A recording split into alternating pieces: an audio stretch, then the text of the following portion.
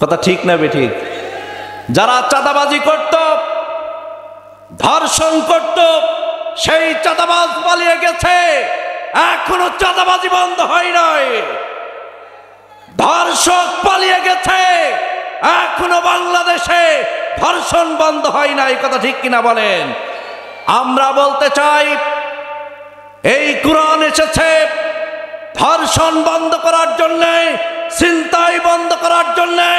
এই কোরআন এসেছে সাম্যের রাজনীতি করে বাংলাদেশে একটি সুন্দর ইসলাম প্রতিষ্ঠিত করার জন্য। কথা ঠিক কিনা বলেন? যতক্ষণ পর্যন্ত কোরআন প্রতিষ্ঠিত না হবে ততক্ষণ পর্যন্ত আমাদের জীবনে শান্তি আসবে না। কথা ঠিক কিনা বলেন? আমরা অত্যন্ত পরিতাপের সাথে বলতে চাই, আমরা দেখেছি বিগত দিনে যারা এই কোরআনকে সহ্য করতে পারত না, আজকে বর্তমানেও তারা পালিয়ে যাওয়ার পরে আবার এক শ্রেণী তৈরি হয়েছে, তারা এখন মাহফিলে বাধা দিচ্ছে। কথা ঠিক না বেঠিক? আপনাদের এদিকে মনে হয় নেই? Muslim Times 24. Enjoy the Holy Quran. إن الحمد لله نحمده ونستعينه ونستغفره ونعوذ بالله من شرور أنفسنا ومن سيئات أعمالنا من يهده الله فلا مضل له ومن يضلل فلا هادي له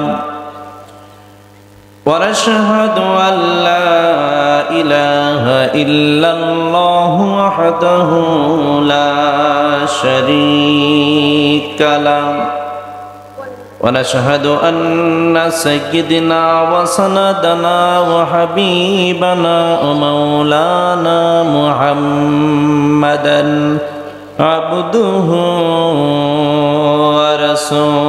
ورسوله الذي أرسله بالحق بشيرا ونذيرا وداعيا إلى الله بإذنه وسراجا منيرا فقد قال الله تعالى في كلامه المجيد والفرقانه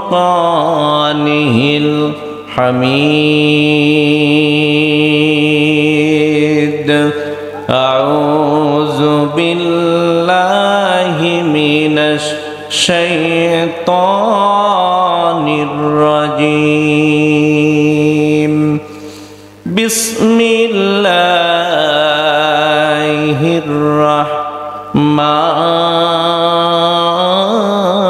الرحمن الرحيم تبت يدا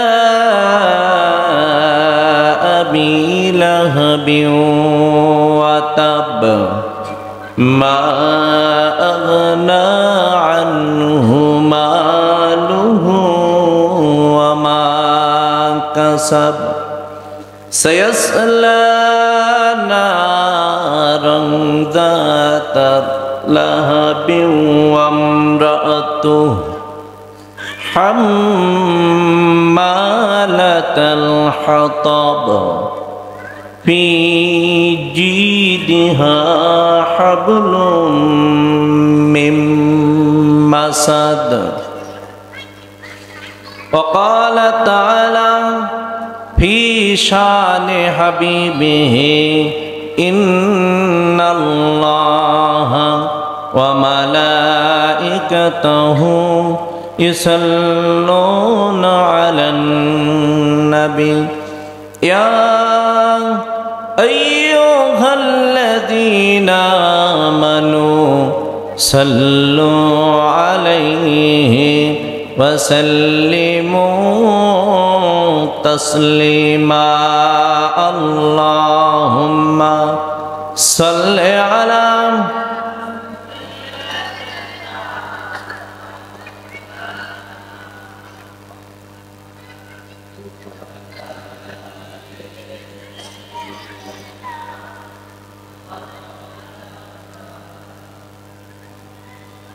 হৃদয়ে মুহাম্মদ চেতনায় মুহাম্মদ জীবনে মুহাম্মদ মরণে মুহাম্মদ স্মৃতিতে তাই আমার স্মরণে মুহাম্মদ বেদনায় ওহুদ আমার প্রেরণায় মুহাম্মদ হৃদয়ে মুহাম্মদ কত ব্যথা কত ভবে সয়েছো যে তুমি তোমারি খুনে লাল তাইফের ভূমি কত ব্যথা কত ভবে সয়েছো যে তুমি তোমারি খুনে লাল তাইফের ভূমি ফেরেশতা এসে চাই ধ্বংসের হুকুম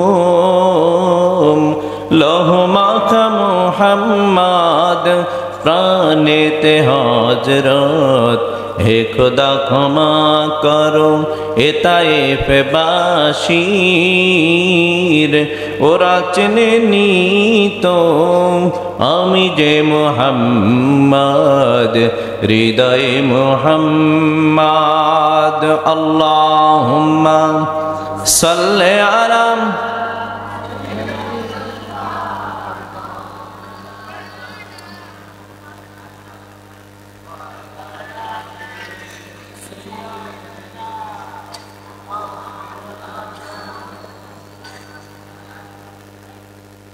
মুআজ্জাজ মুহতারাম সত্রাজিতপুর ভাটোটোলা মাদ্রাসার উদ্যোগে আয়োজিত দ্বিতীয় বার্ষিকী তাফসিরুল কোরআন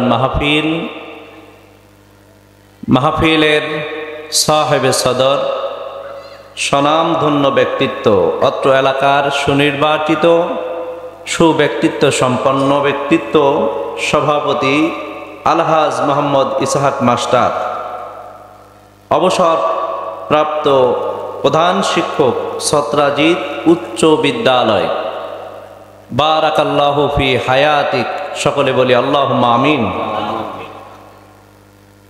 শ্রদ্ধাভাজন প্রধান অতিথি আলহাজ মোহাম্মদ সাইদুর রহমান অবসরপ্রাপ্ত ব্যাংক কর্মকর্তা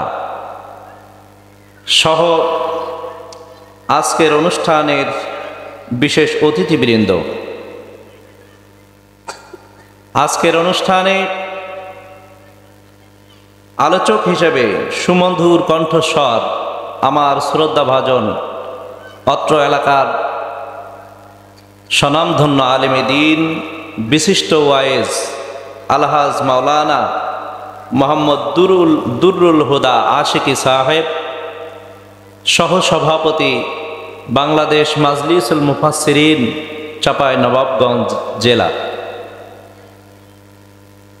সহ যতজন আলোচনা করেছেন মঞ্চে উপবিষ্ট ওলামা হযরতবৃন্দ বিশেষ করে আজকে যে সমস্ত সোনার টুকরাগুলো হীরামানিক মুক্তাগুলো আল্লাহর কোরআনকে বুকে ধারণ করেছেন এবং এই সন্তানগুলোকে যে রত্নগর্ভা মা এবং বোনেরা ধারণ করেছিলেন সেই মা এবং বোনদেরকেও স্মরণ করছি সাথে সাথে তাফসিরুল কোরআন মাহফিল শোনার জন্য যারা এসেছেন পর্দার অন্তরালের মা এবং বোনেরা যুবক ভাইরা স্নেহের কচিকাঁচা সকলের প্রতি আলোচনার শুরুতে আনুষ্ঠানিকভাবে হৃদয়ের গভীর থেকে সালাম এবং মোবারকবাদ জানাই আসসালামু আলাইকুম ওয়া রাহমাতুল্লাহি ওয়া বারাকাতুহু।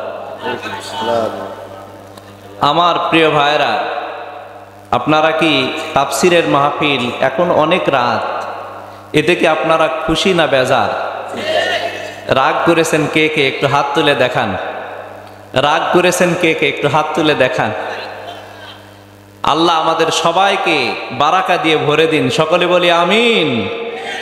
আল্লাহর কোরআনের ইজ্জতে, আল্লাহর কোরআনের সম্মানে আমরা শেষ পর্যন্ত থাকতে রাজি আছি ইনশাআল্লাহ।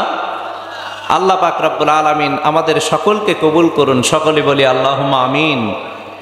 আল্লাহ বলছেন, যতক্ষণ পর্যন্ত আমার বান্দারা এই কোরআন চুপিসারে বসে বসে শুনবে, আমি আল্লাহ আরশে আজিম থেকে রহমত নাজিল করে দেব। সকলে বলেন সুবহানাল্লাহ। একটু সবাই বলেন সুবহানাল্লাহ।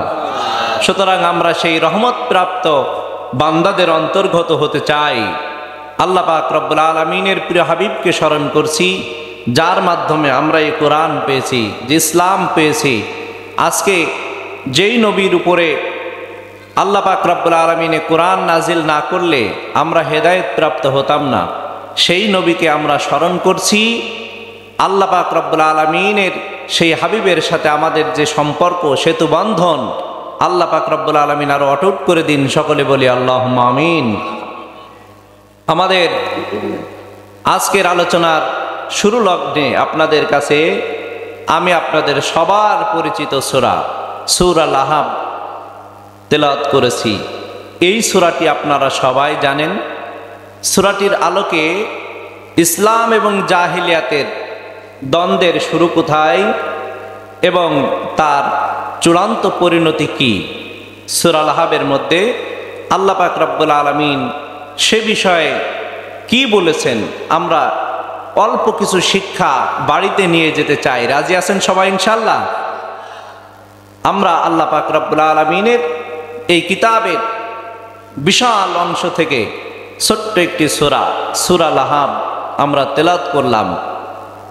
তেলাওয়াতকৃত আয়াতে আল্লাহ বলছেন, তাব্বাত ইয়াদা আবি লাহাবি ওয়া তাব, ধ্বংস হোক আবু লাহাবের হাত এবং সে নিজেও। এরপরে মা আগনা আনহু মালুহু ওয়া মা কাসাব, তার কোনো সম্পদ কোনো কাজে আসবে না, আসেনি, আসবে না। তারপরে বলা হচ্ছে সায়াস লানা রংজাতা লাহাব, সে অচিরেই আগুনের মধ্যে নিক্ষিপ্ত হবে। অমরাতুহু, তার স্ত্রীও তার সঙ্গী হবে। হাম্মালাতাল হাতাব, যে ছিল কাষ্ঠ বহনকারিণী। তার জন্য রয়েছে ফি জিদিহা হাবলুম মিম মাসাদ, খেজুর গাছের পাকানো রশি দিয়ে তাকে শাস্তি দেওয়া হবে। কথাগুলো কার? আল্লাহর। এটা আমাদের ভাষায় আমরা একটু বলে নিলাম।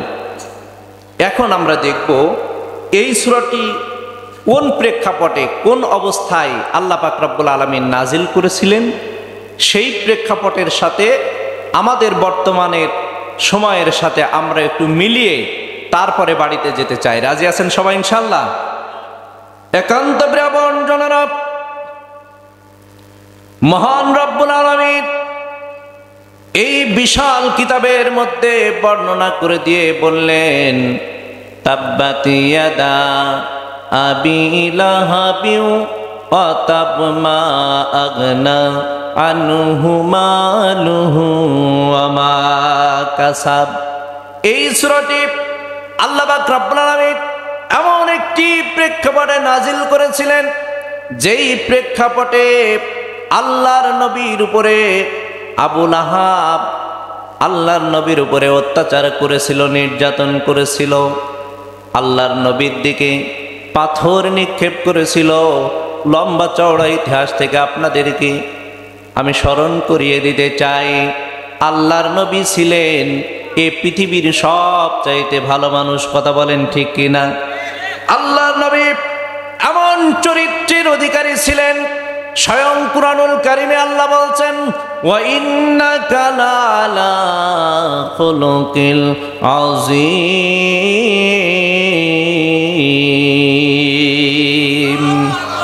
আল্লাহ পাক রব্বুল আলামিন বলছেন, ও নবী, আমি তোমাকে মহান চরিত্রের অধিকারী বানালাম, এমন চরিত্র দিলাম, যদি কোনো ব্যক্তি তোমার চরিত্র অনুসরণ করা শুরু করে, সেই ব্যক্তি শেষ হয়ে যাবে। সে যেখান থেকে রেখে গেল সেখান থেকে আর একজন শুরু করবে, সেও শেষ হয়ে যাবে। এমন করে কিয়ামত পর্যন্ত যত মানুষ এই দুনিয়ায় আসবে আর চলে যাবে, সবাই মিলে যদি তোমার চরিত্রের আগামাতা করতে চাই, মানুষ দুনিয়া থেকে সব শেষ হয়ে যাবে। কিন্তু আমি আল্লাহ চ্যালেঞ্জ করে বলে দিলাম, তোমার চরিত্রের আগামাতা করার ক্ষমতা কারো নাই। চিৎকার করে বলেন সুবহানাল্লাহ। এমন সুন্দর চরিত্রের অধিকারী আমাদের নবী। সেই নবী যখন কোরআনের কথা এই আবু লাহাবের সামনে বললেন, ও আমার চাচা, আল্লাহর পক্ষ থেকে আমি নবী হিসাবে এসেছি, এক আল্লাহ তুমি বিশ্বাস করো। একথা বলার সাথে সাথে আল্লাহর নবীর উপরে আক্রমণ করলো, পাথর দিয়ে নিক্ষেপ করলো। আল্লাহর নবী সাল্লাল্লাহু আলাইহি ওয়াসাল্লাম আঘাতপ্রাপ্ত হয়ে কষ্ট পেলেন, মাথাটা ফেটে গেল, ফিনকি দিয়ে রক্ত প্রবাহিত হলো। আল্লাহর নবী সাল্লাল্লাহু আলাইহি সাল্লাম কাঁদলেন, মাথা ধরে বসে পড়লেন। একান্ত আপনজনেরা দৃশ্যটার সাজিম পর্যন্ত পৌঁছে গেল। আল্লাহর নবী মৌখিকভাবে কিছুই বললেন না, আর সাজিমের দিকে লক্ষ্য করার সাথে সাথে ফেরেশতারা আল্লাহর দরবারে বলছে, রব্বুল আলামিন, তোমার জমিনে আজকে তোমার নবী নির্যাতিত হয়েছে। আল্লাহ গো, তুমি এর একটা বিহিত করো, তুমি একটা ব্যবস্থা করো। একান্ত আপনজনেরা ঐতিহাসিক ভাবে প্রমাণিত হয়, আল্লাহর নবীর উপরে আঘাত করার কারণে আল্লাহ পাক রব্বুল আলামিন সইতে পারলেন না। আল্লাহ বললেন, ও আবু লাহাব, তুমি তো যে হাত দিয়ে আমার নবীর উপরে আঘাত করেছো, তোমার ওই হাত ধ্বংস হয়ে যাবে। শুধু হাত ধ্বংস হবে না, ধ্বংস হবে তুমি নিজেও, তোমার কোনো অস্তিত্ব থাকবে না। একান্ত আপনজনেরা যেই প্রেক্ষাপটে কথাটি বলেছিল, সেই সময়ে সবচাইতে ক্ষমতাধর ব্যক্তি ছিল আবু লাহাব। ওই সমাজের মধ্যে সবচাইতে প্রতিষ্ঠিত ব্যক্তি ছিল আবু লাহাব। আবু লাহাবের উপরে অত্যাচার নির্যাতন হয়েছে, কিন্তু অত্যাচার নির্যাতনের পরে আল্লাহ যখন সূরাটি নাজিল করে দিলেন, অত্যাচার নির্যাতনের মাত্রাটি আরো বাড়িয়ে দেওয়া হলো, আরো বেশি করে তার উপরে অত্যাচার করা হলো। একান্ত আপনজনেরা আল্লাহ পাক রব্বুল আলামিনের কথা, এই কথা শোনার সাথে সাথে তারা নির্যাতন বাড়িয়ে দিচ্ছে। পক্ষান্তরে আল্লাহ পাক রব্বুল আলামিন তাদের পরিণতি সম্পর্কেও বলে দিচ্ছেন, তাদের কি পরিণতি হবে সেটাও তিনি বলছেন। আল্লাহ পাক রব্বুল আলামিনের এই সূরার মধ্যে আল্লাহ বললেন, আবু লাহাব তুমি ধ্বংস হয়ে যাবে। এ কথা শোনার পরে দুজনে মিলে আবু লাহাব এবং তার স্ত্রীর দোয়া করে দিই, নাকি চলে যাচ্ছেন যে একটু জিকির করেন, লা ইলাহা ইল্লাল্লাহ, জোরে লা ইলাহা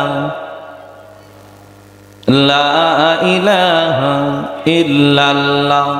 ইনকিলাবের অস্ত্র মোদের লা ইলাহা ইল্লাল্লাহ, লা ইলাহা ইল্লাল্লাহ, লা ইলাহা ইল্লাল্লাহ। এই কালেমাই প্রথম বল, এই কালেমাই শেষ সম্বল, লা ইলাহা ইল্লাল্লাহ, জোরে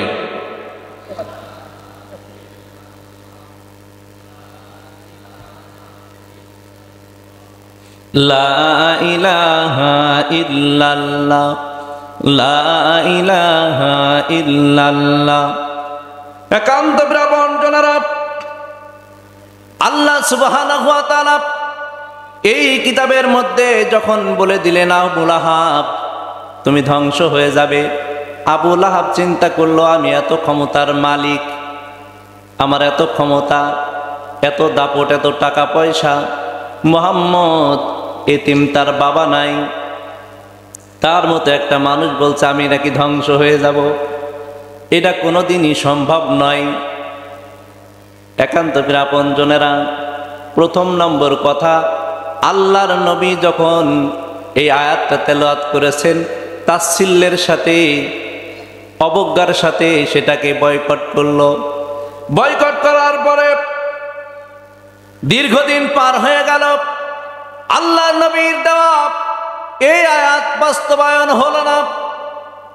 হাদিসের ভিতরে এসেছে বদর যুদ্ধ পর্যন্ত অপেক্ষা করতে করতে আবু লাহাব হঠাৎ একদিন চিন্তা করছে, মুহাম্মদ মক্কায় থাকতে একটা সূরা নাজিল করেছিল আমার বিরুদ্ধে, এতদিন পার হয়ে গেল কিন্তু আমার তো কিছুই হলো না, বরং মুহাম্মদ এখনো নির্যাতিত হতেই আছে। নির্যাতন হতে হতে মুহাম্মদ মক্কা ছেড়ে মদিনায় পালিয়ে গেছে, আমার তো কিছুই হলো না, আমি আবু লাহাব আমি আমার জায়গায় থাকলাম। খুব গভীরভাবে মাথাটা কাটাবেন, চিন্তা করবেন। আল্লাহ নবী সম্পর্কে এমনই চিন্তা যখন করল, হঠাৎ করে বদরের দাবামা বেজে উঠল। বদরের প্রান্তরে কাফের বেঈমানদের অনেকেই নিহত হলো, আল্লাহর নবীর সাহাবীদের অনেকে শহীদ হলো। আল্লাহর নবীর সাহাবীদের রক্তের বিনিময়ে আল্লাহ পাক রব্বুল আলামিন ইসলামের প্রাথমিক বিজয় দিলেন।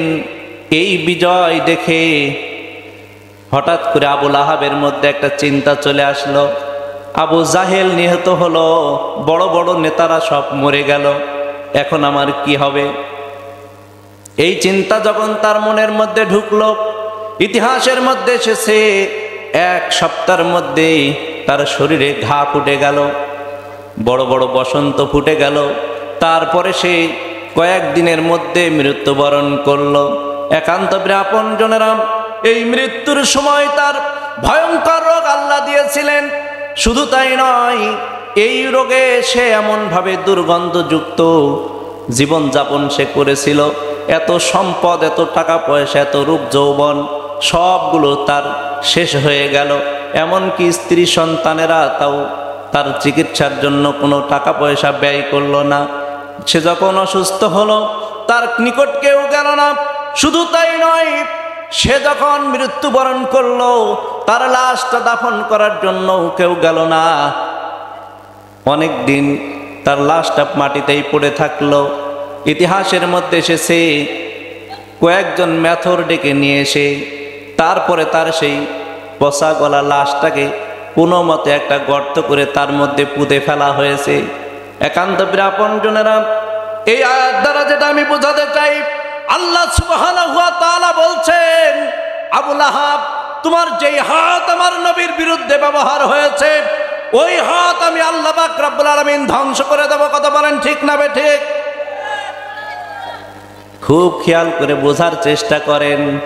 যদি আবু লাহাবের সাথে আপনি বর্তমান সময়ের কিছু মানুষকে চিন্তা করেন, ক্ষমতার বিরাট মসনদ যখন পেয়ে যায় তখন তারা মনে করে, আমাদের মনে হয় আরেও ক্ষমতার থেকেও নামাতে পারবে না। কথা বলেন ঠিক না বেঠিক?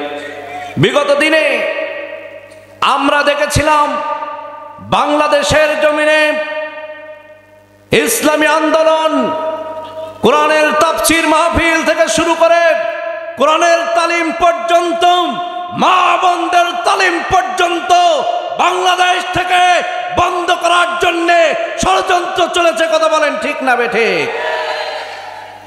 সেই ষড়যন্ত্র এমন পর্যায়ে পৌঁছেছিল, তাফসীর মাহফিলে বসলেই চিরকুট দিয়ে বলা হতো, হুজুর রাজনীতি করবেন না। তারপরে কোরআনের কোন আয়াত বলা যাবে, কোন আয়াত বলা যাবে না। মসজিদের মিম্বর থেকে কোরআনের হক কথা বললে সেই ইমামের বিরুদ্ধে ব্যবস্থা নেওয়া হয়েছে। শুধু তাই নয়, আমরা বিগত দিনে দেখেছি আলেম উলামাদেরকে ধরে নিয়ে গিয়ে মিথ্যা অজুহাতে আলেমদেরকে হত্যা করে তারপরে জঙ্গি নাটক সাজানো হয়েছে। কথা ঠিক কিনা বলেন? তারা এত কিছু করার পরে আমরা দেখতে পেলাম হঠাৎ করে তাদের বিরুদ্ধে ছোট্ট একটা আন্দোলন তৈরি হলো। সেই আন্দোলন আর সংগ্রাম অগ্নিস্ফুলিঙ্গের মতো সারা দেশ ছড়িয়ে পড়ল।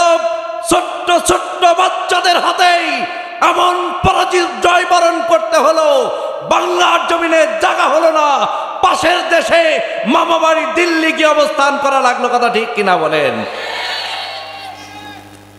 আমরা বলতে চাই এই দৃশ্য এটা নতুন নয়, কথা ঠিক কিনা বলেন? এটা অতীতেও আবু লাহাব যেমন এই পৃথিবীতে টিকে থাকে নাই,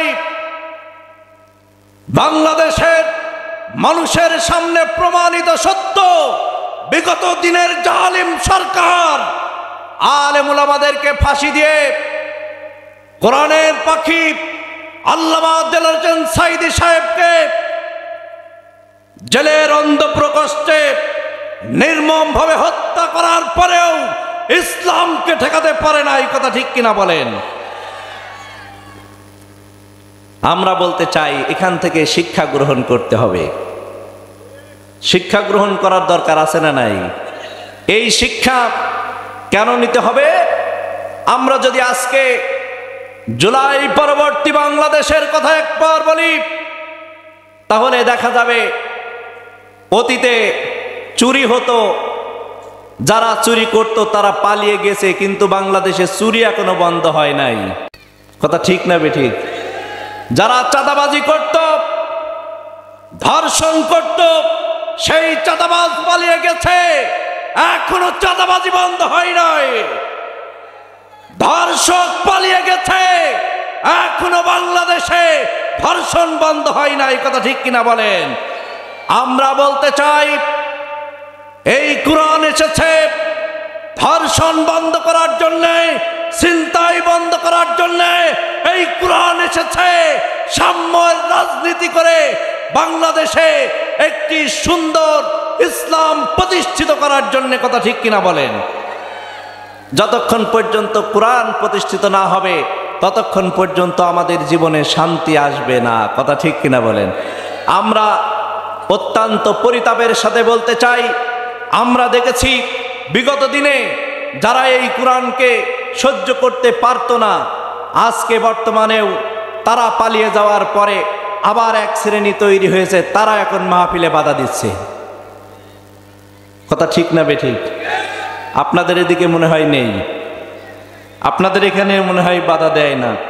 আমার প্রিয় আপনজনেরা, আমরা বলতে চাই এই আয়াতটি শুধুমাত্র সূরা আবু লাহাবের নাম ধরে বলা হয়েছে, কিন্তু শুধু আবু লাহাবের জন্য নয়, আল্লাহ পাক রব্বুল আলামিন এই কোরআনের মধ্যে ক্লিয়ার করে দিয়েছেন, আবু লাহাব থেকে শিক্ষা গ্রহণ করো, কিয়ামত পর্যন্ত আবু লাহাবকে আমি যেভাবে ধ্বংস করেছি, যারাই আবু লাহাবের পথ ধরবে তাদেরকে আমি ধ্বংস করব, কথা ঠিক কিনা বলেন? আমরা সূরা লাহাবের প্রথম অংশে আল্লাহ বলছেন, তোমার শক্তি যেহেতু আল্লাহর নবীর বিরুদ্ধে ব্যয় হয়েছে, সুতরাং আমি আল্লাহ তোমার হাত সহ তোমাকে ধ্বংস করবই করব। ইসলাম এই পৃথিবীতে বিজয়ী হবেই হবে। আপনারা যদি একটু লক্ষ্য করেন, আল্লাহর নবীকে তারা এভাবে নির্যাতন করলো, নিষ্পেষণ করলো, তারপরেও তারা ইসলামকে নিভিয়ে দিতে পারে নাই, কথা ঠিক কিনা বলেন? এরপরে আমরা যদি আরেকটু মিলাই, সেই সমাজে দেখা গিয়েছে সবচাইতে দুর্বল মানুষগুলো ইসলামের পক্ষে প্রথম এসেছে, সবচাইতে দুর্বল মানুষগুলো কালেমা পড়েছে, মুসলমান হয়েছে। আর মেয়েদের রক্তের মাধ্যমে আল্লাহ পাক রব্বুল আলামিন ইসলামের ফাউন্ডেশন করেছেন। হযরতে সুমাইয়া রাদিয়াল্লাহু তাআলা আনহা ইসলামের প্রথম শহীদ। সুতরাং এই যে সুমাইয়া রাদিয়াল্লাহু তাআলা আনহাকে আল্লাহ পাক রব্বুল আলামিন প্রথম শহীদ করলেন, এতে মা বোনদের ইজ্জত সম্মান আল্লাহ পাক রব্বুল আলামিন বহুগুণে বাড়িয়ে দিলেন, কথা ঠিক কিনা বলেন? একান্ত প্রিয়জনেরা, আমি আপনাদেরকে যেই প্রেক্ষাপটটা বলছিলাম, আল্লাহ রাসূল সাল্লাল্লাহু আলাইহি সাল্লাম এই কোরআনের কথা বলার কারণে আবু লাহাবের সাথে তার দ্বন্দ্ব হলো। খুব খেয়াল করে শুনবেন। আপনারা কি কষ্ট পাচ্ছেন? খারাপ লাগছে? আপনারা যদি একটু সময় দেন, আমি আপনাদেরকে এই বিষয়টা ক্লিয়ার করে তারপরে যাব ইনশাআল্লাহ। আর যদি এলোমেলো করেন তাহলে কথা ক্লিয়ার হবে না। এজন্য একটু অনুরোধ করছি, আপনারা কান লাগিয়ে শুনবেন আল্লাহর কথা। আল্লাহ রাসূল সাল্লাল্লাহু আলাইহি সাল্লাম কার কথা বলেছিলেন? নিজের কথা না, বাপদাদার কথা না, তিনি বলেছিলেন আল্লাহর কথা। আল্লাহ পাক রব্বুল আলামিন ওহী করে যা বলতে বলতেন, আল্লাহ রাসূল সাল্লাল্লাহু আলাইহি সাল্লাম সেই কথাগুলোই বলতেন। সুবহানাল্লাহ বলেন। আল্লাহ সুবহানাহু ওয়া তাআলা বলেন, ওয়া মা ইয়ানতিকু আনিল হাওয়া ইন হুয়া ইল্লা ওয়াহুন ইউহা। চিৎকার করে বলেন আল্লাহু আকবার। আল্লাহ পাক রব্বুল আলামিন কুরআনুল কারীমে বলেন, আমি নবীকে যা বলতে বলি তাই বলেন। মুহাম্মদ ততক্ষণ পর্যন্ত কোনো কথা বলেন না যতক্ষণ পর্যন্ত তার কাছে জিবরিল আমিন ওহী না নিয়ে আসে। জিবরিল আমিন ততক্ষণ পর্যন্ত কোনো কথা আল্লাহর নবীর কাছে বলেন নাই যতক্ষণ পর্যন্ত আল্লাহ পাক রব্বুল আলামিন অর্ডার না করেছেন। মুহাম্মদ হারগিজ না গুফতা তানা গুফতা জিব্রাইল, জিব্রাইল হারগিজ না গুফতা তানা গুফতা রব্বুল জলিল। আর একটু জোর হবে কি আল্লাহু আকবার? যাদের বাড়ি থেকে নিষেধ করেছে তাদের বলা দরকার নেই। বাড়িওয়ালা এখন আমাদের হোম মিনিস্টার, কথা ঠিক কিনা বলেন? যারা যত সম্পদের মালিক তারা তাদের বাড়িওয়ালার কাছে তত বেশি অ্যাটাক, কথা ঠিক কিনা বলেন? একটা বহুল প্রচলিত গল্প আপনারা জানেন, আমি শুধু স্মরণ করিয়ে দিচ্ছি। বলছে একজন রাজা তার মন্ত্রীর কাছে বলছে যে আমার রাজ্যে সবচাইতে মানুষ বেশি ভয় পায় কাকে? রাজা মনে মনে চিন্তা করেছিল সে যেহেতু আমার মন্ত্রী আমার নামটাই বলবে, কিন্তু সে না বলে মন্ত্রী বলছে, মহারাজ আপনার সাম্রাজ্যে মানুষ সবচাইতে বেশি ভয় পায় তার বাড়ির স্ত্রীকে। তো তখন বলছে তুমি এই কথাটা যদি প্রমাণ না করতে পারো তাহলে তোমার গর্দান যাবে, তুমি এটা প্রমাণ করো। মন্ত্রী বলছে মহারাজ আপনি আমাকে একটু সময় দেন। সময় দেওয়া হলো, সব মানুষগুলোকে এক জায়গায় ডাকা হলো, সাম্রাজ্যের সব মানুষ ডেকে বলা হলো যে যারা স্ত্রীকে ভয় পান তারা একদিকে দাঁড়ান, আর যারা স্ত্রীকে ভয় পান না তারা একদিকে দাঁড়ান। তো সব মানুষ একদিকে দাঁড়ালো। খুব মানে লিকলিকে চিকন টাইপের একজন ব্যক্তি আলাদা দিকে দাঁড়িয়ে আছে। তো তখন মহারাজ বলছে অন্তত একটা লোক পালাম, অন্তত এই লোকটাই হচ্ছে এই সাম্রাজ্যের মধ্যে বীর পুরুষ যে স্ত্রীকে ভয় পায় না। তো তখন বলছে মহারাজ আমি ভয় পাই কি পাই না এটা জানি না, আমার বাড়ি থেকে বলে দিয়েছে সবাই যেদিকে দাঁড়াবে তুমি তার বিপরীত দিকে দাঁড়াবা, তাই আমি এদিকে দাঁড়িয়ে আছি। প্রিয় আপনজনেরা, এখন বাড়ি থেকে যদি কারো বলে দেয় যে হুজুর যত চিল্লাচিল্লি করুক তুমি জানো জবান খুলবা না, যদি আমি ভিডিও দেখতে পারি তাহলে তোমার খবর আছে, এরকম যাদের বলে দিয়েছে তাদের কথা বলার দরকার নেই। যদি সুবহানাল্লাহ বলেন নেকি দিবেন কে? একটু সবাই বলেন প্রিয় ভাইয়েরা নেকি দিবেন কে? আল্লাহর নাম বললে আল্লাহ খুশি হয় না বেজার হয়, আর শয়তান বাবাজি খুশি হয় না বেজার হয়। আমরা কাকে খুশি করব? আল্লাহকে যদি খুশি করা হয় তাহলে লিল্লাহে তাকবীর আছে না নাই? সবাই বলবেন তো ইনশাআল্লাহ লিল্লাহে তাকবীর, আর জোরে লিল্লাহে তাকবীর। আল্লাহু আকবার এই শব্দটা শয়তান সবচাইতে বেশি অপছন্দ করে।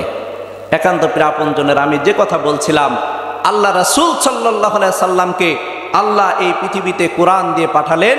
এই কোরআন শোনার সাথে সাথে আবু লাহাব, উতবা, সাইবা এরকম একটা গোষ্ঠী তৈরি হয়ে গেল। আল্লাহর নবীর সাথে তারা শত্রুতা শুরু করলো।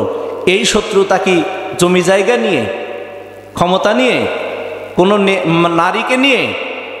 ওই সমাজের মানুষগুলো সবাই মিলে আল্লাহর নবীর কাছে চলে আসলো। আল্লাহর নবীকে বলছে ও মুহাম্মদ আমরা সবাই দেখছি তুমি দিনকে দিন আমাদের বাপ দাদার ধর্মকে অপমান করছো, তুমি নতুন ধর্মের কথা বলছো, এই নতুন ধর্ম তুমি প্রচার করছো। তোমার এই ধর্ম প্রচারের মাধ্যমে যদি তুমি রাষ্ট্র ক্ষমতা দখল করতে চাও তাহলে তুমি এই ধর্ম প্রচার বন্ধ করে দাও, আমরা সবাই মিলে তোমাকে রাষ্ট্রের সবচাইতে বড় চেয়ারে বসিয়ে দেব। তিনটা অফার তারা করেছিল। দ্বিতীয় নম্বর অফার, তুমি যদি এই ধর্ম প্রচারের মাধ্যমে টাকা পয়সা উপার্জন করতে চাও তাহলে ধর্ম প্রচার করার প্রয়োজন নেই, আমাদেরকে বলো, আমরা সবাই মিলে টাকা দেব, তোমাকে সমাজের সবচাইতে বড় ধনী বানিয়ে দেব।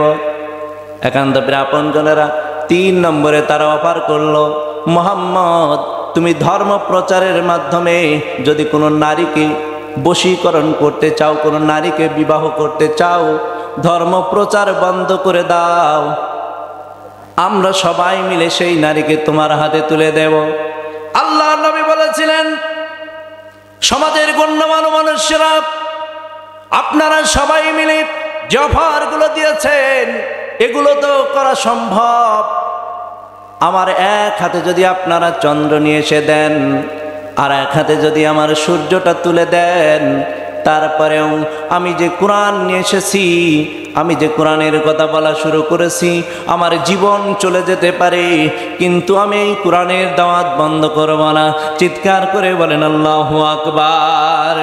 একান্ত আপনজনেরা, কাফেরদের কলিজায় যে লাগলো কথাটা, আল্লাহর নবীর সাথে বিরোধিতা করার জন্য সবাই সম্মিলিতভাবে লাগলো। আল্লাহ নবী সাল্লাল্লাহু আলাইহি সাল্লামের উপরে যখন সূরা লাহাব নাজিল হয়ে গেল, সূরা লাহাবের মধ্যে আবু লাহাবের নাম ধরে গালিগালাজ করা হয়েছে বলে প্রচার শুরু করলো। 2টি সন্তানকে ডেকে বলল, ও উতবা আর উতাইবা, মুহাম্মাদের 2 কন্যা সন্তানকে এই মুহূর্তে তোমরা তালাক দেবে, যদি তা না দাও সন্তান হিসাবে তোমাদের সাথে আমি পরিচয় দিব না। উতবা উতাইবা একসাথে আল্লাহর নবীর সামনে চলে গেল। আল্লাহর নবীর 2টি কন্যা সন্তানকে একসাথে তালাক দিয়ে দিল। উতাইবার সম্পর্কে হাদিসের মধ্যে এসেছে, উতাইবা আরো এক ধাপ এগিয়ে গেল, আল্লাহর নবীর দিকে থুতু নিক্ষেপ করলো, যদিও সেই থুতু আল্লাহর নবীর গায়ে লাগে নাই, আর বলল, মুহাম্মদ আমি তোর মেয়েকে এই মুহূর্তে তালাক দিলাম। আল্লাহ রাসূল সাল্লাল্লাহু আলাইহি সাল্লাম কথাটা বড়ই কষ্ট পেলেন। কষ্ট পেয়ে আল্লাহর আরশ আজিমের দিকে তাকালেন।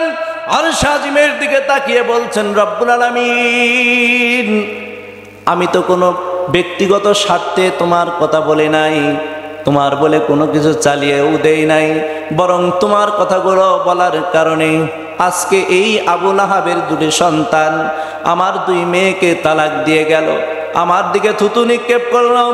উতাইবার জন্যে আমি আল্লাহ তোমার কাছে দাবি করছি, তোমার তো অনেক হিংস্র প্রাণী রয়েছে, সেই হিংস্র প্রাণীদের মধ্য থেকে একটা হিংস্র প্রাণী তুমি উতাইবার জন্য বরাদ্দ দিয়ে দাও। একান্ত আপনজনেরা, উতাইবাকে আল্লাহর নবী যখন বদদুয়া দিয়ে দিলেন, এ বদদুয়া পাওয়ার সাথে সাথে উতাইবা সেদিন সেখান থেকে ফিরে এসে আবু লাহাবের সাথে বলছে, আমি যখন মুহাম্মাদের মেয়েকে তালাক দিলাম তখন সে আমার জন্য এরকম বদদুয়া করলো। একান্ত আপনজনেরা খুব ভয় পেয়ে গেল। আবু লাহাব বলছে, এই কথা অবশ্যই বাস্তবায়ন হবে। সিরিয়ার প্রতিমধ্যে সিরিয়ায় যখন ব্যবসার জন্য সফর করছিল, প্রতিমধ্যে রাত যাপন করা প্রয়োজন হলো। রাত যাপন করার প্রয়োজনে তারা যখন রাত্রি যাপন করছে, পাশেই দেখছে বিশাল বন জঙ্গল। হাদিসের ভিতরে এসেছে, আবু লাহাব বলছে, গভীর রাত্রিতে যখন আমরা সবাই ঘুমিয়ে পড়ব, আমার ভয় হচ্ছে আজকে আমার সন্তানকে হয়তো হিংস্র প্রাণী আক্রমণ করবে, তোমরা সবাই মিলে আমার সন্তানটাকে সুরক্ষা দাও। তারা সবাই উট দিয়ে, তারপরে ঘোড়া দিয়ে তাকে বিশাল একটা সেফটি দিল। কিন্তু যখন সবাই ঘুমিয়ে পড়ল, হঠাৎ করে উতাইবার উপরে হিংস্র প্রাণী আক্রমণ করলো, তাকে ছিন্ন ভিন্ন করে শেষ করে দিল। একান্ত আপনজনেরা, এরপরে তারা সবাই মিলে আল্লাহর নবীকে নির্যাতন করার জন্যে মক্কা থেকে প্রথমে শিয়াবে আবু তালিবে জেলখানায় আটক করে দিল। কারণ একটাই, শুধুমাত্র আল্লাহর কোরআন প্রচার করা, আল্লাহর দ্বীন আল্লাহর জমিনে প্রতিষ্ঠিত করার স্বপ্ন দেখা। এই শিয়াবে আবু তালিবে আল্লাহর নবীকে কত কষ্ট দেওয়া হয়েছিল, ইসলামের মধ্যে কোরআনের মধ্যে রয়েছে। একান্ত আপনজনেরা, এই পাহাড়ের মধ্যে শিয়াবে আবু তালিবে আল্লাহর নবীকে অসংখ্য দিন আটকে রাখা হয়েছিল। আল্লাহর নবী সহ সাহাবায়ে আজমাইনগণ যখন সেখানে থাকতেন, তাদের পানি বন্ধ করে দেওয়া হলো, খাবার বন্ধ করে দেওয়া হলো। শুধু তাই নয়, তাদের সাথে সমস্ত প্রকার লেনদেন বন্ধ করে দেওয়া হলো। বাইরে থেকে যখন কোনো খাবার বিক্রেতা আসতো, আবু লাহাব যেহেতু তার অনেক টাকা ছিল, অনেক টাকা দাম দিয়ে সেই খাবারগুলো কিনে নিত আর নিজেদের মধ্যে অল্প টাকায় বিক্রি করে দিত। আমি আপনাদের সামনে বোঝাতে চাই, মা আগনা আনহু মালুহু ওয়া মা কাসাব, এ কথা আল্লাহ কেন বললেন তোমার সম্পদ কোনো কাজে আসবে না? এর কারণ হচ্ছে আবু লাহাব আল্লাহর নবীর উপরে প্রতিশোধ নেওয়ার জন্য এই খাদ্য অল্প টাকার খাদ্য বেশি দামে কিনে সেগুলোকে অন্য জায়গায় নষ্ট করে দিত। কিন্তু ওই সাহাবে আবু তালিবের মানুষজন যেন এই খাবার কিনতে না পারে, সেজন্যেই সে এই কাজটা করত। ওই সাহাবে আবু তালিবের মধ্যে আল্লাহর নবী কত কষ্ট করেছেন, এমন কষ্ট করেছেন, কষ্টের কারণে খাবার সব শেষ হয়ে গেছে। উট যেগুলো ছিল সব শেষ হয়ে গেছে। উট শেষ হয়ে যাওয়ার পরে উটের চামড়াগুলো তিনি খাওয়া শুরু করেছেন। উটের চামড়াও শেষ হয়ে গেছে। যা পশু ছিল সবগুলো শেষ হয়ে গেল, কিন্তু খাবার তো আর আসে না। গাছের ছাল বাকল পাতা খাওয়া শুরু করলো। আল্লাহর নবীর সাহাবীদের এমন সাহাবী, তারা খাদ্যের অভাবে, যারা মহিলা ছিলেন, মায়েদের স্তন পর্যন্ত শুকিয়ে গেল। মায়েদের স্তন শুকিয়ে যাওয়ার কারণে গভীর রাত্রিতে সন্তানদের স্তনে দুধ না থাকার কারণে দুধ পান করাতে পারতেন না। সন্তানদের চিৎকারে দূর দূরান্ত পর্যন্ত গভীর রাত্রির এই আওয়াজটা চলে যেত। খুব গভীরভাবে চিন্তা করেন, ছোট্ট ছোট্ট শিশুদের কান্না রাত 12টার পরে পাহাড়ের পাদদেশ থেকে অনেক দূর পর্যন্ত ছড়িয়ে যেত। এই আওয়াজ শোনার পরে মক্কা মদিনার মানুষের কাছে খুব পরিচিত হয়ে গেল। তারা আর চিন্তা করতো না, তারা স্বাভাবিকভাবেই জানতো এই চিৎকার অন্য কোথাও থেকে আসে না, এই চিৎকার আসে সাহাবে আবু তালিবের মধ্যে। যেই মুসলমানেরা গৃহবন্দী রয়েছে, মুসলমানেরা জেলখানার মধ্যে রয়েছে, ওই মুসলমানের সন্তানদের আত্মচিৎকার ছাড়া আর কিছুই নয়। একান্ত বিরাপনরা, আমার মনে হয় যখন ইতিহাস পড়ি, সেই ইতিহাস আজ যখন পৃথিবীতে রয়েছে, আমরা যদি ফিলিস্তিনের দিকে তাকাই, ফিলিস্তিনের দিকে তাকানোর সাথে সাথে দেখা যাবে ফিলিস্তিনের ছোট্ট ছোট্ট শিশুরা আত্মচিৎকার করেছে আল্লাহর কাছে, ও আমার রব, ও আমার আল্লাহ, আমাদের মা নাই, বাবা নাই, আমাদের কোনো দায়িত্বশীল নাই, আমাদের কোনো কর্তৃত্বশীল নাই। এই ছোট্ট ছোট্ট শিশুদেরকে হত্যা করা হচ্ছে, তাদের মা বাবাদেরকে হত্যা করা হচ্ছে, ফিলিস্তিনের সমস্ত মানুষদেরকে হত্যা করা হচ্ছে। কিন্তু সারা পৃথিবীর মুসলমান তাকিয়ে তাকিয়ে দেখে, অনলাইন খুললেই দেখা যায় সেদিন যেমন নির্বিচারে মুসলমানের সন্তানদেরকে সাহাবে আবু তালিবে গৃহবন্দী করে রাখা হয়েছিল, কিন্তু আল্লাহর নবী তাদের সাথে ছিলেন।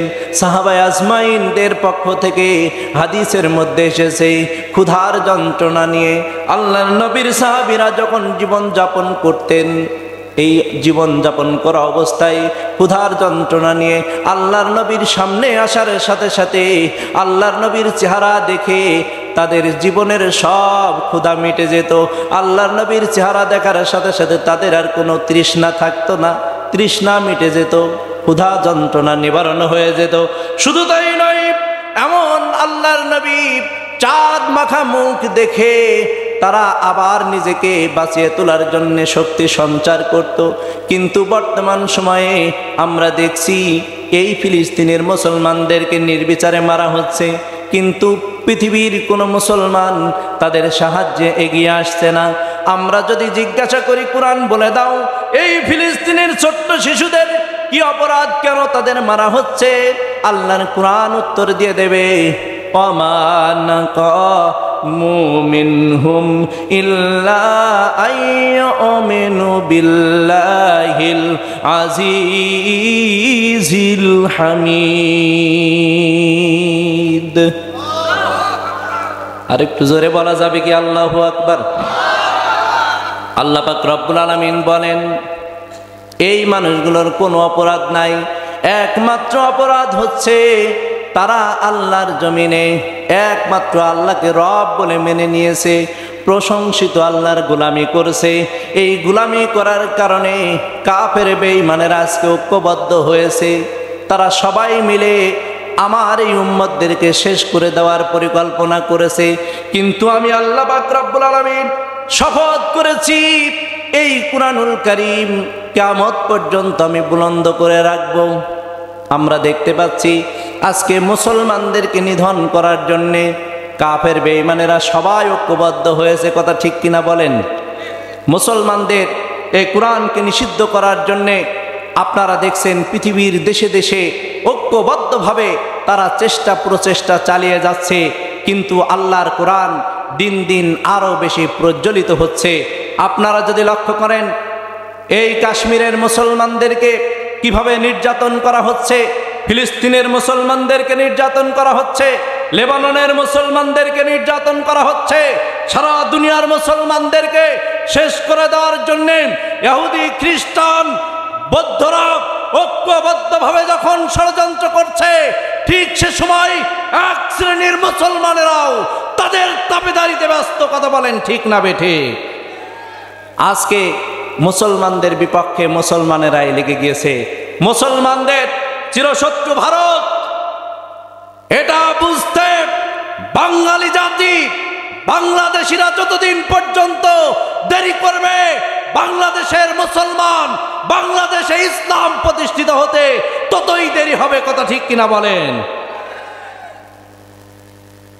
বাংলাদেশের সবচাইতে কাছের এবং নিকটতম প্রতিবেশী ভারত, এই ভারত মুসলমানদের সবচাইতে বড় দুশমন। কারণ এই ভারত চায় বাংলাদেশে ব্রাহ্মণ্যবাদ প্রতিষ্ঠিত হোক, এবং আমরা বলতে চাই এই আইন প্রতিষ্ঠিত করার জন্যে আবু লাহাব থেকে শুরু করে আজ পর্যন্ত যারাই চেষ্টা করেছে তারাই ব্যর্থ হয়েছে। বর্তমান যারা চেষ্টা করছে এরাও ব্যর্থ হবে, কথা ঠিক কিনা বলেন? প্রিয় ভাইরা আমার, এই সূরা লাহাবের বিশাল প্রেক্ষাপট রয়েছে।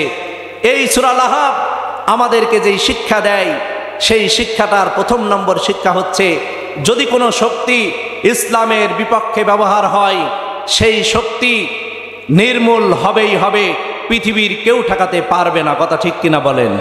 দ্বিতীয় নম্বরে আল্লাহ বলছেন, মা আগনা আনহু মালুহু মা কাসাব, যেই সম্পদ ইসলামের বিপক্ষে ব্যবহার হবে এই সম্পদও ধ্বংস হয়ে যাবে। সেই সম্পদের যত সম্পদই হোক না কেন, এই সম্পদের পরিমাণ যত বেশি হোক না কেন, সব ধ্বংস হয়ে যাবে। আপনারা দেখতে পাচ্ছেন এই ফিলিস্তিনের বিপক্ষে ইসরায়েলি বাহিনী যে নির্যাতন চালিয়েছিল, যেই নিষ্পেষণ চালিয়েছিল, এই নির্যাতন এবং নিষ্পেষণ করতে করতে তাদের দেশের অর্থনীতি একটা পর্যায়ে শেষ হতে চলেছে, কথা ঠিক কিনা বলেন? আমার প্রিয় ভাইয়েরা, আল্লাহ পাক রব্বুল আলামিন 3 নম্বরে পয়েন্টে যে কথা বলছেন যে সায়াসলানা রংজাতা লাহাবিউ আমরাতুহু, এই আবু লাহাবকে আমি আল্লাহ আগুনের মধ্যে নিক্ষেপ করব। এখানে শুধু আবু লাহাবকে নাম ধরে বলা হয়েছে, শুধু আবু লাহাবকে দিয়ে থামিয়ে দেওয়া হয় নাই। কিয়ামত পর্যন্ত আবু লাহাবের এই চরিত্র নিয়ে যারা সমাজের মধ্যে আসবে, এরাও পৃথিবীতে ধ্বংস হয়ে যাবে, এরাও এই দুনিয়ায় স্থায়ীভাবে থাকবে না।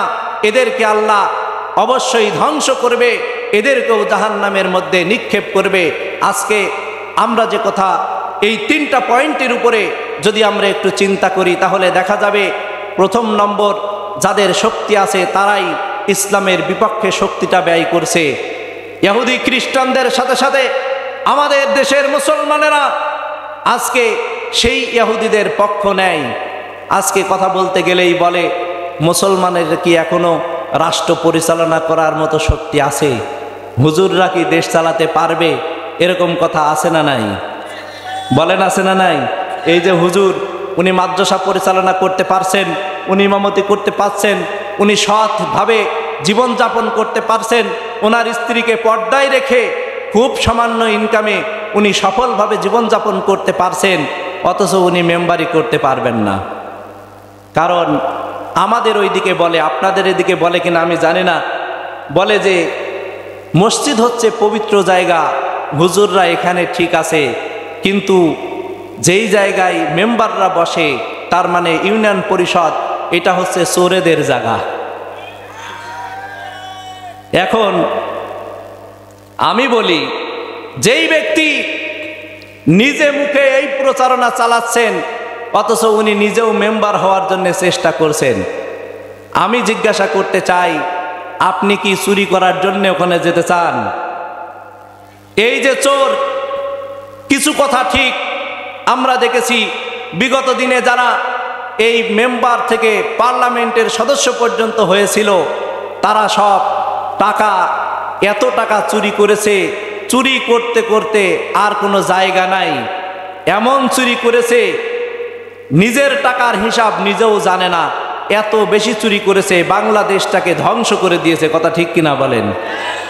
সাথে সাথে আর একটা বাস্তব কথা হচ্ছে, এত টাকা চুরি করলো, এই টাকা চুরি করার পরে যখন ক্ষমতা থেকে তারা নেমে গেল, এখন বাবাজিরা সব কোথায়, আর সেই সম্পদ কোথায়? কোনো সম্পদ কোনো কাজে আসছে? আপনারা কি রাগ করছেন? আমি কি গল্প বানিয়ে নিয়ে এসেছি, না আপনাদের এদিকেও ঘটেছে?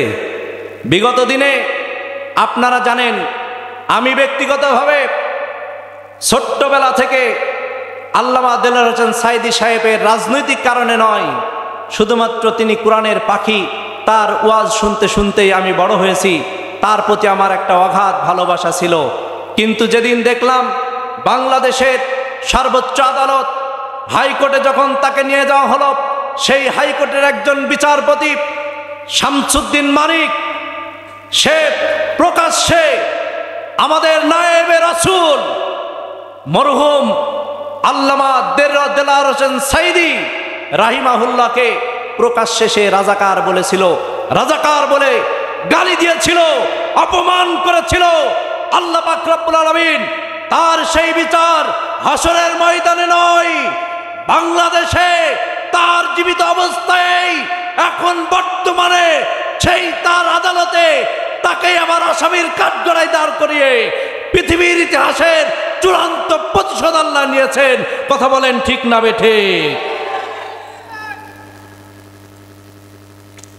এটার নাম হচ্ছে আল্লাহ পাক রব্বুল আলামিনের মার। কাউকে ধরেন না, ধরলে ধরি না, ধরলে আর ছাড়ি না। প্রিয় আপনজনেরা, আমরা বলতে চাই, এই ক্ষমতা, সে তার ক্ষমতাটা ব্যবহার করেছিল ইসলামের বিপক্ষে। এই কারণে আল্লাহ পাক রব্বুল আলামিন তার বিশাল শিক্ষা দুনিয়ার মধ্যেই দিয়ে দিয়েছেন। সম্পদ সবগুলো ইসলামের বিপক্ষে যারাই ব্যয় করে, দেখবেন তাদের শেষ পরিণতি অত্যন্ত ভয়ঙ্কর হয়। কথা ঠিক কিনা বলেন? তাদের শেষ পরিণতি কি হয়? ভয়ঙ্কর হয়। আজকে টাকা পয়সার মালিক হওয়ার পরে বিভিন্নভাবে টাকা পয়সা ব্যয় করে আর বলে, আমি মসজিদের উন্নয়ন করছি, মাদ্রাসার উন্নয়ন করছি, এখানে টাকা দিচ্ছি, সেখানে টাকা দিচ্ছি। এই টাকা দেওয়ার পরে এমন একটা সময় আসে, সে তার সব টাকাগুলো আবার একবারে সমূলে উঠিয়ে নেওয়ার জন্যে পার্লামেন্টে যায়, মেম্বার হয়, চেয়ারম্যান হয়, ইটের বদলে বাঁশ দিয়ে, রডের বদলে বাঁশ দিয়ে, ইটের বদলে খোয়া দিয়ে, বালি দিয়ে, তারপরে হাবাজুবা দিয়ে একটা ঢালাই দিয়ে বিল্ডিং তৈরি করে, আর সব টাকাগুলো নিজে মেরে খায়। এরকম চোর আপনাদের সমাজে আছে না নাই? এই সমস্ত চোরদেরকে আমরা আবার ক্ষমতায় পাঠাতে চাই। কথা ঠিক কিনা বলেন? পাঠাতে চান? কারণ এরা এদের টাকা পয়সা, এদের ক্ষমতা সব ইসলামের বিপক্ষে ব্যবহার করে। সুতরাং এরা কোনোদিন মুসলমান হতে পারে না, এরা কখনো ইসলামের পক্ষের শক্তি হতে পারে না। এরাই হচ্ছে ইসলামের বিরোধী শক্তি।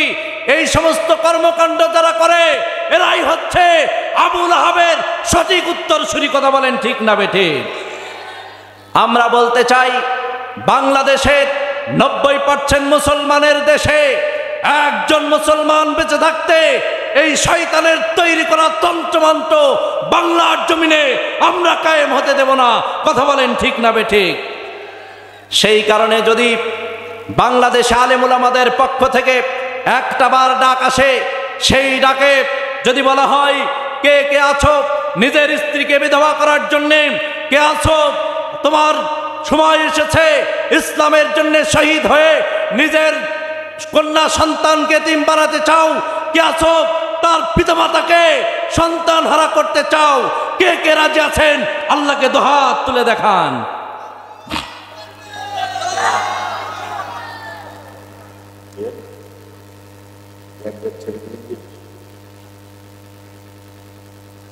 আপনারা কি এই তাকবীর জানেন না? জানেন? একটু জোরে বলেন লিল্লাহি তাকবীর। এই তো সবাই তো পারেন।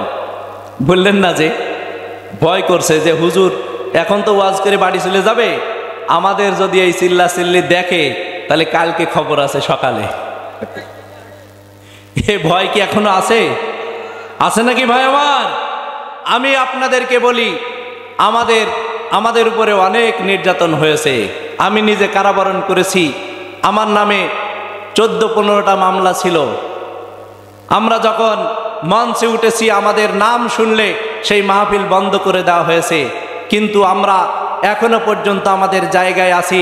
যারা বন্ধ করে দিত তারা বাংলাদেশে আর নাই। কথা ঠিক কিনা বলেন? আমরা আমাদের জীবনে বিশ্বাস করেন প্রিয় ভাইরা আমার, আপনাদের সাথে আমাদের কোনো শত্রুতা নেই। আছে নাকি? আমি কি কোনোদিন আপনাদের এখানে মেম্বার চেয়ারম্যান নির্বাচন করব? আমি আপনাদের এখানে ভোট করতে আসিনি। আমি শুধু বলতে এসেছি এই ছোট্ট একটা সূরা আল্লাহ পাক রব্বুল আলামিন কোরআনের বুকের মধ্যে দিলেন।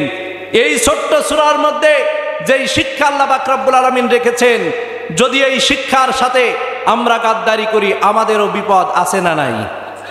আচ্ছা, আমি বড় জুব্বা গায়ে দিয়ে আমি যদি নামাজ না পড়ি আল্লাহ আমার বিচার করবেন না করবেন না? আপনি দাড়ি চেঁচে আপনি শার্ট গায়ে দিয়ে আপনি খারাপ কাজ করলে এটাও যেমন খারাপ কাজ, যদি জুব্বা পরে টুপি মাথায় দিয়ে তারপরে বড় জায়গায় অবস্থান করে যদি সেটা করেন সেটাও অপরাধ। কথা ঠিক কিনা বলেন আমার ভাইয়েরা? সুতরাং বুঝতে হবে এই কোরআন আল্লাহ পাক রব্বুল আলামিন দিয়ে দিলেন কমপ্লিট কোড অফ লাইফ, পরিপূর্ণ জীবন ব্যবস্থা হিসাবে। কথা ঠিক কিনা বলেন? এটা কি আমার কথা না কোরআনের কথা? কোরআনের কাছে যদি জিজ্ঞাসা করা যায়, কোরআন তুমি বলো তো তোমার মধ্যে কোনো ঘাটতি আছে কিনা? কোরআনুল কারীম বলবে আল-ইয়াওমা আকমালতু লাকুম দীনাকুম ওয়া আতমামতু আলাইকুম নি'মাতি ওয়া রাদিতু লাকুমুল ইসলাম দীনা। আপনাদের আল্লাহু আকবার আমার পছন্দ হচ্ছে না, এটা সবাই একসাথে বলেন আল্লাহু আকবার। আল্লাহ সুবহানাহু ওয়া তাআলা বললেন, ও নবী শোনো, আমি আমার পক্ষ থেকে যত নাজ নিয়ামত ছিল সবগুলো এই কোরআনের মধ্যে লিপিবদ্ধ করে দিলাম, আর আমার দেওয়া জীবন ব্যবস্থাকে তোমাদের জন্য মনোনীত করে দিলাম। ইন্নাদ-দীনা ইনদাল্লাহিল ইসলাম, একমাত্র ইসলামকে তোমাদের জন্য আমি জীবন ব্যবস্থা হিসাবে নির্ধারিত করে দিলাম। ইসলাম ছাড়া যে যাই ব্যবহার করুক না কেন, যে পথ অবলম্বন করুক না কেন, তাদেরকে আমি আল্লাহ গ্রহণ করব না। অন্য জায়গায় আদেশ দিয়ে বলেন উদখুলু ফিস-সিলমি কাফা ওয়ালা তাত্তাবিউ খুতুওয়াতিশ শায়তান ইন্নাহু লাকুম আদুব্বুম মুবিন। পরিপূর্ণভাবে ইসলামের মধ্যে দাখিল হও, শয়তানের পদাঙ্ক অনুসরণ করো না, কারণ শয়তান তোমাদের প্রকাশ্য দুশমন। শয়তান কি আমাদের দুশমন? শয়তানের দায়িত্ব আমাদের। শয়তান দেখা যায় না, শয়তানের সকল কর্মকাণ্ড আমাদের উপরে ছেড়ে দিয়ে শয়তান চায় গোপন থেকে আমাদের দ্বারা সব খারাপ কাজগুলো করিয়ে নিতে। প্রিয় ভাইরা, আমরা বলতে চাই আমরা মুসলমান, আমরা পরিপূর্ণভাবে ইসলামের মধ্যে দাখিল হতে চাই। রাজি আছেন সবাই ইনশাআল্লাহ? পরিপূর্ণ যদি জীবন ব্যবস্থা ইসলামকে গ্রহণ করতে হয় তাহলে শুধুমাত্র মসজিদ মাদ্রাসায় ইসলাম থাকবে আর অন্যান্য জায়গাগুলো সব চোরেরা দখল করে নেবে, তাহলে কি হবে? তাহলে কি পরিপূর্ণ হলো? আজকে যারা মনে করেন যে বাংলাদেশে মুসলমানেরা হুজুর আলেম যারা তারা মসজিদ মাদ্রাসা নিয়ে থাকবে, আর যারা আমরা সাধারণ মানুষ আছি আমরা থাকবো রাজনীতি নিয়ে, আপনাদের রাজনীতিটাও এই মসজিদের মধ্যে আমরা নিয়ে আসবো না, আর আপনাদের ওই ইমামগুলোও রাজনীতির মধ্যে আসা দরকার নেই। ধর্ম নিয়ে রাজনীতি করার দরকার নেই, আবার রাজনীতি আলারা ধর্মের মধ্যেও যাওয়া দরকার নেই। মানে আমি শুধু রাজনীতি করছি এতেই আমার পরকালীন জিন্দেগি সব হাসিল হয়ে যাবে, যাবে নাকি? এই কথাটা কি ঠিক? আজকে বাংলাদেশে কিছু মানুষ আছে তারা বলে যে আমরা শরিয়া আইন বিশ্বাস করি না। আমরা মনে করি এই শরিয়া আইন যদি আপনি না মানেন তাহলে মুসলমান থাকার সুযোগ নাই। কথা ঠিক কিনা বলেন? এটা কি আমার কথা না আল্লাহর কথা?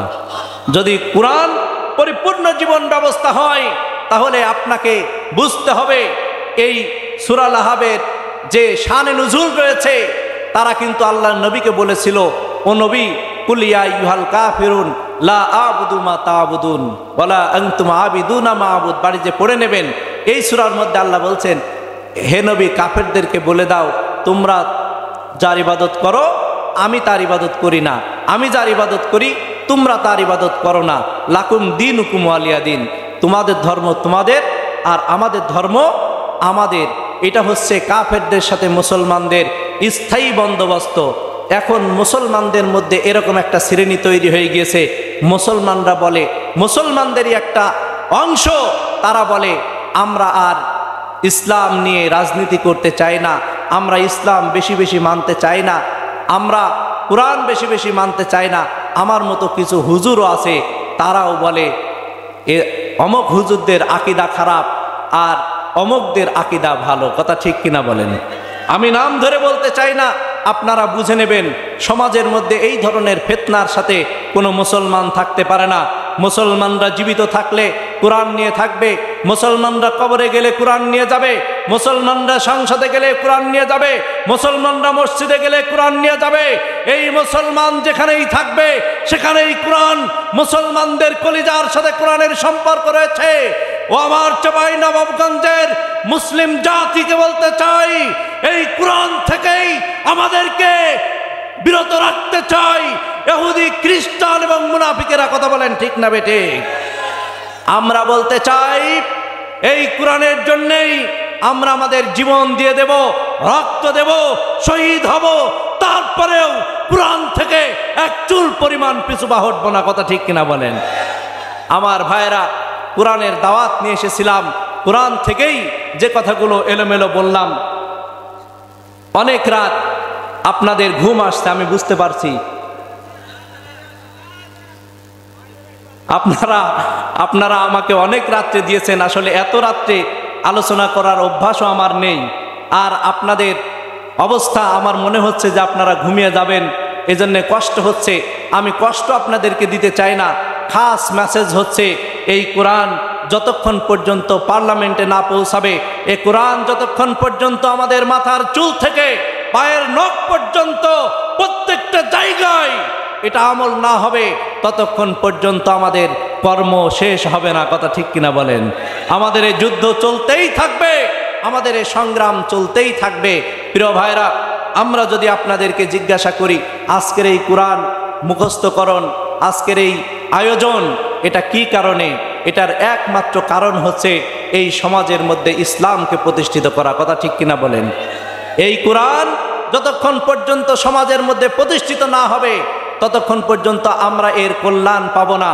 কারণ যেমন কলের মধ্যে, টিউবওয়েলের মধ্যে পানি আছে, এটা বিশ্বাস করলে পিপাসা কি নিবারণ হয়? কথা বলছেন না আপনারা? টিউবওয়েলের মধ্যে পানি আছে, এটা বিশ্বাস করার কারণে কোনোদিন পিপাসা নিবারণ হবে না। পানি যখন চাপ দিয়ে বের করবেন আর নিজে একটু খাবেন, তারপরে পিপাসা নিবারণ হবে। কথা ঠিক কিনা বলেন?